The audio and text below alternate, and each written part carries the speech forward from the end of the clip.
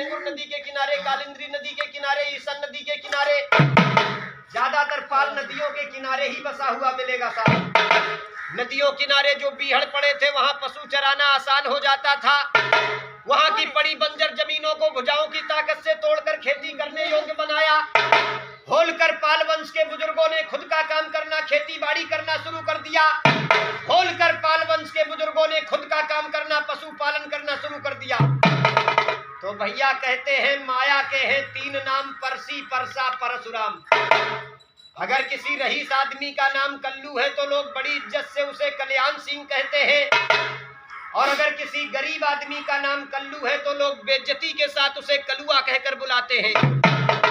जब तक राजपाट चलता रहा अपने वंश के लोग चंद्रवंशी, होलकर, गढ़तोड़, छत्री, ढेंगर और नीखर कहे जाते रहे।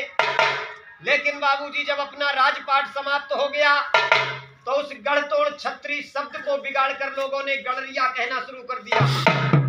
संस्कृत भाषा में भेड़ को गाड़र कहा जाता है।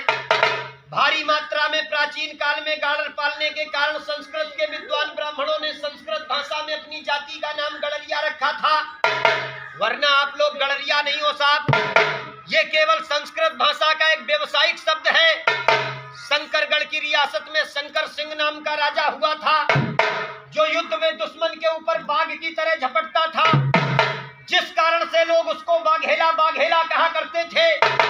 शंकर सिंह बाघेला के नाम से सबसे पहले अपनी जाति का टाइटल नेम बघेले रखा गया था। भैया पशुपालन को अधिक मान्यता देने के कारण आज के आधुनिक नेता राजा रामपाल, मथुरा पाल, अरविंद पाल, श्री रामपाल, सतीश पाल, एसपी सिंह बघेल, इन नेताओं ने मीटिंगें करके पशुपालन के कारण अपनी जाति का एक टाइटल नेम पाल बनाया। नेताओं का सपना था पूरे देश में बिरादरी पाल लिखेगी तो बिरादरी एक नजर आएगी, लेकिन भैया उनका एक करने का सपना अधूरा रहा। आधे लोगों ने पाल लिखना शुरू कर दिया, आधे लोग अपने आप को धनगर और बघेले ही कहते रहे साहब। एक बार प्रेम से बोलो राजमाता अहिल्याबाई होलकर की। भैया ये सुनाई हमने आपको सृष्टि की रचना से बिरादरी की उत्पत्ति। अब 1 मिनट के लिए अपने पाल समाज के नाम बताएंगे। देश में बिरादरी तो बहुत है, लेकिन अपनी बिरादरी के नाम भी बहुत है साहब। अलग अलग प्रांतों में बिरादरी अलग अलग नामों से पुकारी जाती, इसलिए बिरादरी के लोग बिरादरी को पहचान नहीं पाते, बिरादरी का बहुमत और संगठन नहीं बन पाता। जैसे कि अपने उत्तर प्रदेश में ही अपनी जाति को ढेंगर, नीखर, पाल, बघेले, धनगर, गड़रिया 6 नामों से पुकारा जाता। महाराष्ट्र प्रांत में अपनी जाति को हटकर और खुटेकर कहा जाता है। ये जो हटकर है वो नीखर है और जो खुटेकर है वो ढेंगर वंश के पाल है। राजस्थान में अपनी जाति को गायरी, ग्वाल और रैबारी 3 नामों से पुकारा जाता। मध्य प्रदेश में चाहे ढेंगर हो चाहे नीखर हो, सभी को बघेले ही कहा जाता है। वहां के बघेलों से धोखे से भी पाल कह दो तो उन्हें बुरा लग जाता है भैया, क्योंकि पाल वहां पर बकरा काटने वाले खटीक लोग लिखते हैं। हरियाणा, पंजाब, दिल्ली, गोवा, उत्तरांचल, छत्तीसगढ़, जम्मू कश्मीर में अपनी जाति को धनगर और नीखर कहा जाता।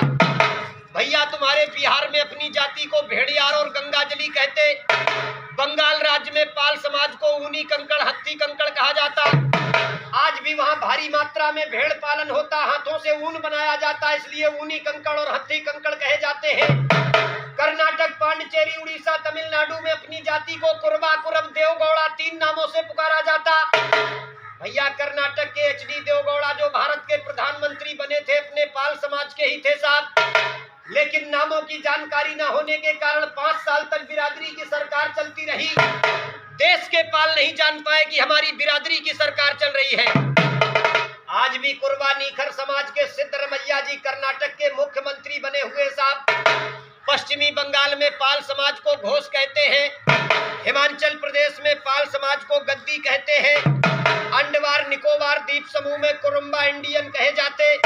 दादरा नगर हवेली, असम, मणिपुर, मेघालय, त्रिपुरा राज्य में आज भी अपनी जाति को गढ़तोड़ छत्री कहते हैं। गुजरात राज्य में पाल समाज के लोगों को भरवाड़ कहा जाता है।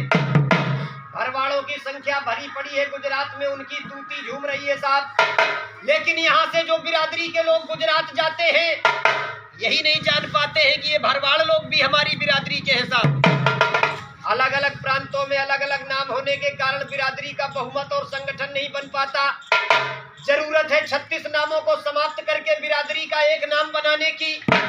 इसलिए गांव-गांव अपने पाल भाइयों से हम हाथ जोड़कर प्रार्थना भी करते हैं, चाहे पाल लिखो या बघेले लिखो, जो भी लिखो सब लोग एक ही चीज लिखो। जिस दिन पूरे देश में अपनी जाति का एक ही नाम हो जाएगा। मैं घूमा हूं पाल समाज में, मैंने देखा है कितना है देश में पाल समाज। एक नाम के सहारे पालों की वो संख्या उभर के सामने आएगी, बिना पालों से पूछे बाबूजी कोई सरकार नहीं बन पाएगी। आज भी सरकार बनाने में पाल समाज का बहुत बड़ा योगदान रहता है, लेकिन वकील साहब टुकड़ों में बटे होने के कारण कहीं कोई स्थान नहीं मिलता है। जागो पाल भाइयों, आप लोग भी इस देश के राजा हुआ करते थे, संगठित होकर राज्य में अपना हिस्सा कायम कीजिए। लेकिन पाल समाज में संगठन की बहुत बड़ी कमी है साहब। यादव, घोसी, कमरिया, डढ़ोर, दउआ, ग्वाला कोई भी हो अपने आप को यादव जी कहते। ठाकुर, सेंगर, भदौरिया, चौहान, तोमर, कछवाए कोई भी हो अपने आप को ठाकुर ही कहते। लेकिन पालों के विषय में किसी चरवाहे ने कहावत बनाई थी, 3 गड़रिया तेरा हुक्का, आपस में मची है थुक्कम थुक्का। दरवाजे पर कोई बिरादरी का अपरिचित आदमी आ जाए, खूब कहे कि हम बिरादरी के हैं, लेकिन बीड़ी बाद में पिलाएंगे, पहले ये पूछेंगे ये बताओ तुम नीखर हो कि ढेंगर हो।